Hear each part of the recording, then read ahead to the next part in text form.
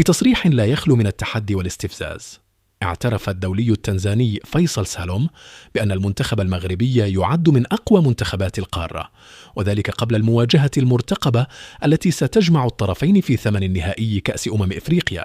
في مباراة تقام على أرض المملكة وأمام جماهير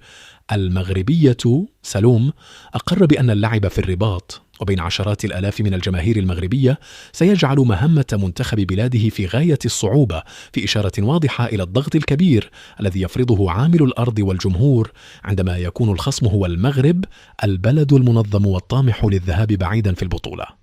ورغم هذا الاعتراف، حاول اللاعب التنزاني رفع سقف الخطاب متحدثا عن روح قتالية وعزيمة لاعبي تنزانيا على تقديم مباراة مشرفة، وكأن بلوغ نتيجة إيجابية أمام المغرب يعد إنجازا بحد ذاته في ظل الفارق الكبير في الإمكانيات والتجربة.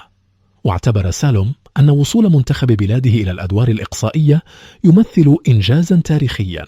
في تأكيد غير مباشر على أن الطموحات التنزانية لا تزال محدودة مقارنة بطموحات منتخب مغربي يدخل كل بطولة بعقلية المنافس على اللقب لا الاكتفاء بالمشاركة.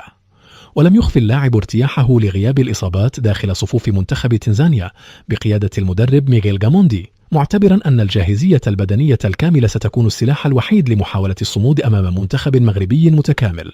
فنيا وبدنيا.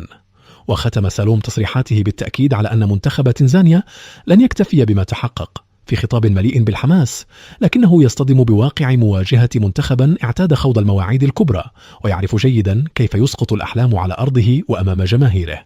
يذكر أن المنتخب المغربي سيواجه نظيره التنزاني يوم الأحد المقبل على أرضية ملعب الأمير مولاي عبد الله بالرباط انطلاقا من 5:00 مساء في مواجهة لا تقبل أنصاف الحلول، حيث يدخل أسود الأطلس المباراة بصفة المرشح الأول، بينما يدخلها الخصم تحت شعار